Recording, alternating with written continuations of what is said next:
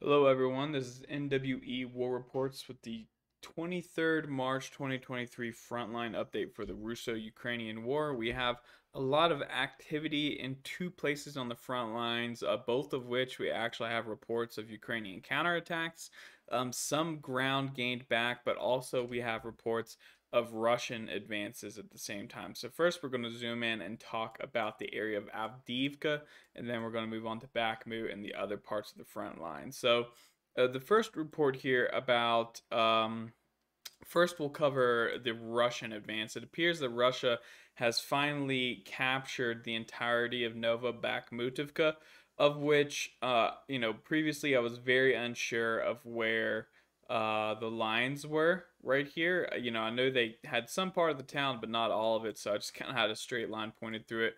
Well, a lot of the mapping is now showing the Russians capturing essentially everything up to the rail line. Maybe not quite. It might be the case that the Ukrainians themselves hold the rail line in most of these places, especially to the west of this road here.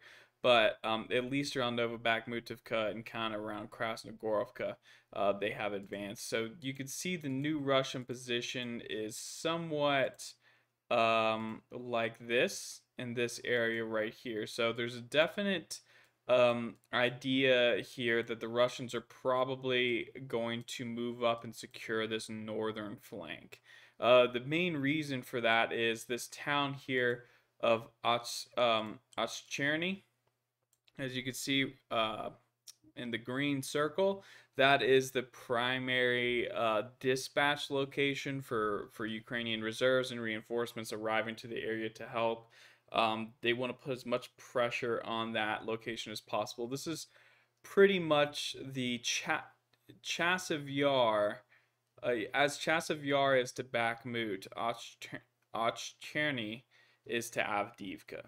Does that? If I hope that makes sense. Doesn't sound too ridiculous. So the Russians are trying to move up and secure this northern flank in this direction and try and cut off Ochcherny from Avdiivka at the moment. So let's get out of here and kind of show you guys what the next goals are. Of course, the Russians are going to want to advance up into this area, capture the rest of the rail line, probably all the way around here, and then launch an attack on this small area, Karamek and Novo Kailinove.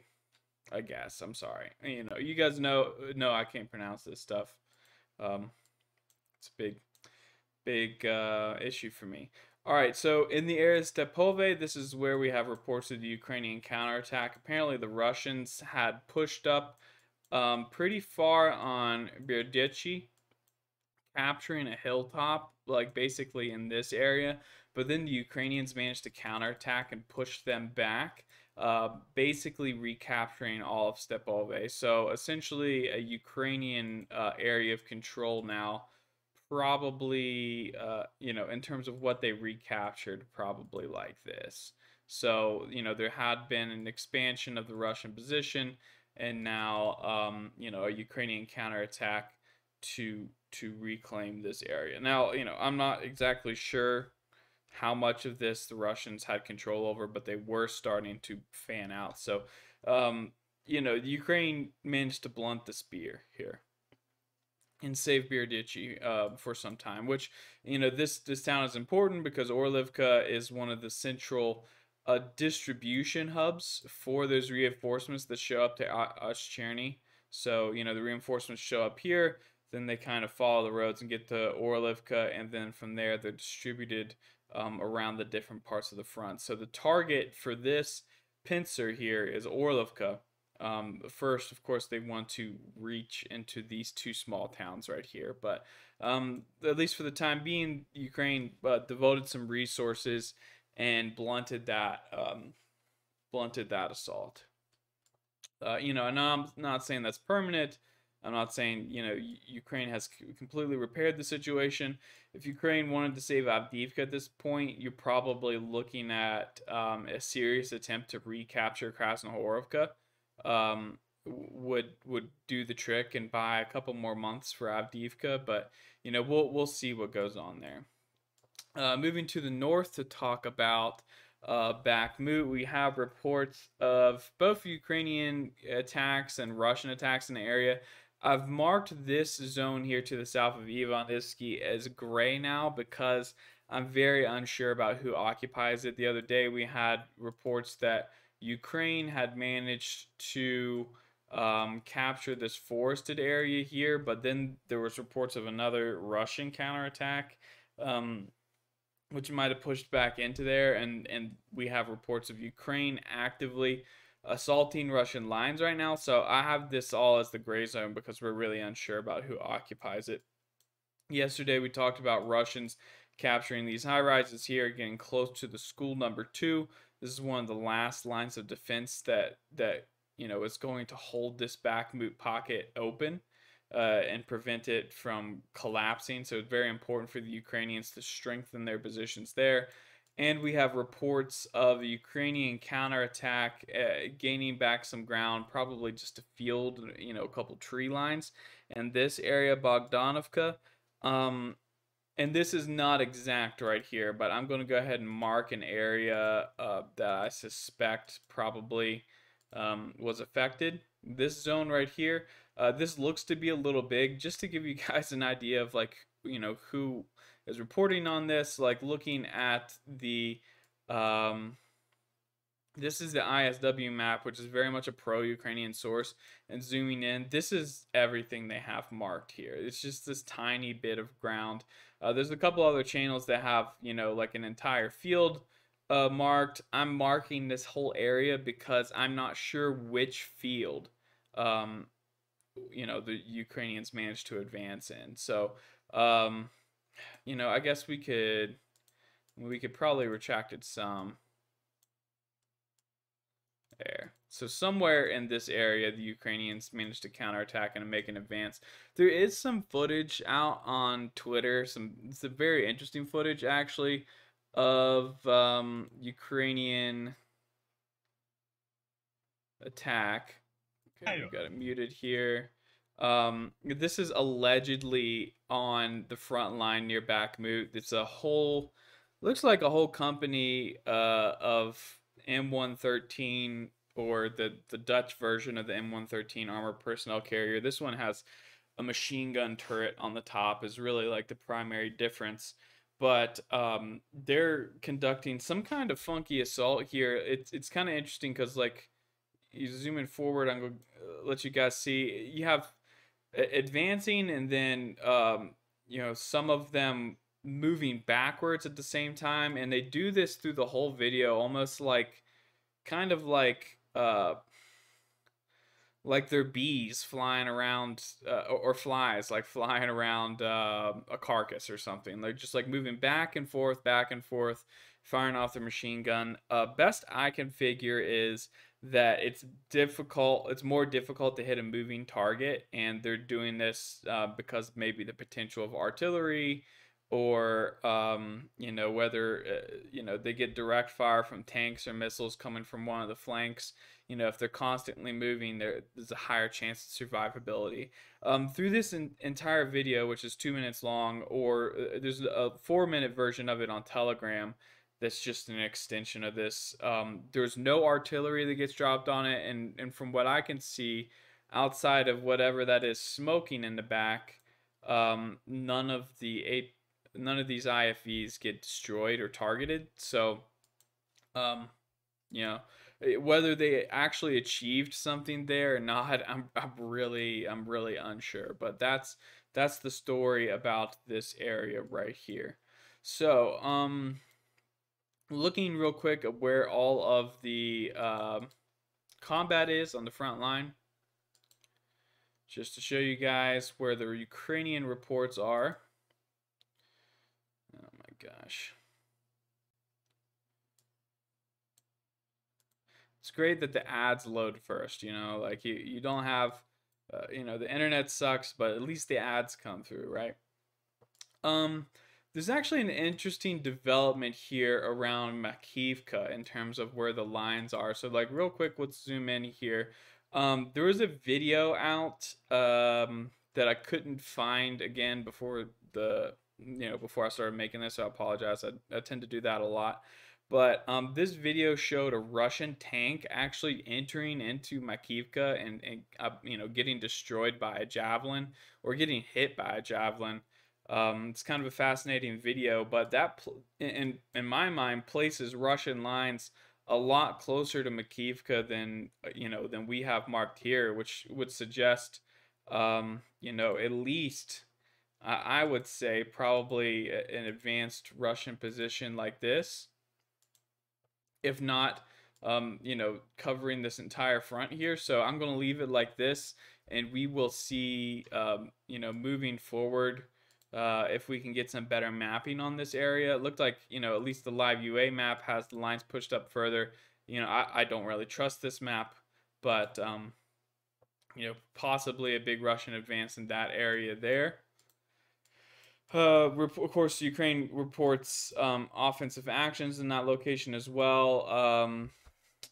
I have not personally seen the intel, but you guys will remember the other day I had marked from Syriac Maps, had plotted out a Russian advance into this area here, and Military Summary Channel, another YouTube mill blogger who does very good reports, reported today that the Russians have re-entered Verkhana Kamyanske again. I have not personally seen that intel, so I'm not going to mark it on my map. If you want to catch that spin, he did a video on it, so I'd recommend going to his video until I see the intel for myself. I'm going to leave that out. All right, moving further to the south, looking to make sure we didn't miss anything here. This is actually kind of fascinating. This is the live UA map, which I don't trust. That same area that we just looked at in Avdiivka, the live UA map has a much, much larger zone of control for the Russians here, actually pushing up on Karamik. So, we'll keep an eye on that. This claims they've essentially captured everything now, is saying they would be looking to capture. But I have there's no evidence that, in my mind, that any of this has happened yet.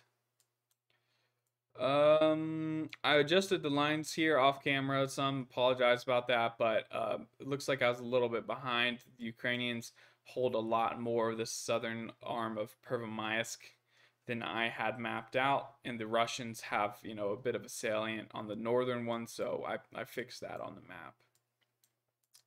Okay, so I think real quick we need to move down and talk about Orekiv in that area, and I apologize, the line here might not exactly be 100% accurate, but there, pro-Ukrainian Twitter was going a little crazy last night, saying that Ukraine was starting this counteroffensive, launching a lot of counterattacks in a lot of different places. Of course, we've seen what we've plotted out already in the areas of Avdiivka and Bakhmut. So far, very marginal gains, if any. Another location they spoke of was Orekiv, or specifically Novodanilivka. There claims that Ukraine captured Novodanilivka. Russia never held it.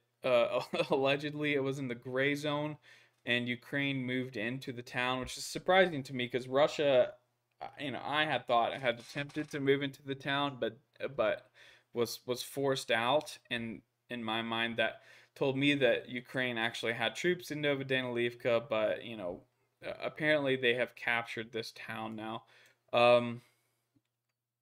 which is kind of counterintuitive because I believe some of the film of the Ukrainian assault in this area a couple days ago actually took place to the south of here.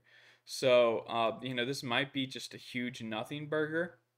I'm a little less familiar with this part of the front line. We don't cover it much, but just real quick, showing you guys what's been mapped out on live UA map. It's also like kind of a joke, but this is the area they're claiming. So not even in the town of Novodanilivka, but like somewhat south there. Perhaps even, perhaps this claim comes from that first video that we'd seen a couple weeks ago of, 3 or 4 Ukrainian IFVs that had been destroyed, and, it looked like a failed probing attack. But yeah, I mean, there's reports of activity in this area, but any kind of claims of major breakthroughs, I'd be really skeptical of. Most of these claims come purely from pro-Ukrainian Twitter, which I mean, there's other pro-Ukrainian sources that are much more reliable than just the general Twitter sphere.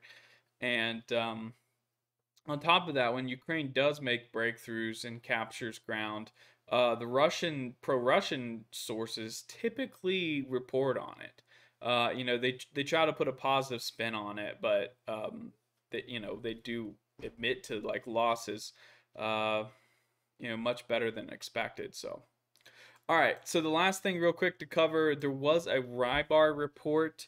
Um, that I got the feeling reading this report that the Russians seem to be somewhat worried about a Ukrainian attempt to force the Dnipro River.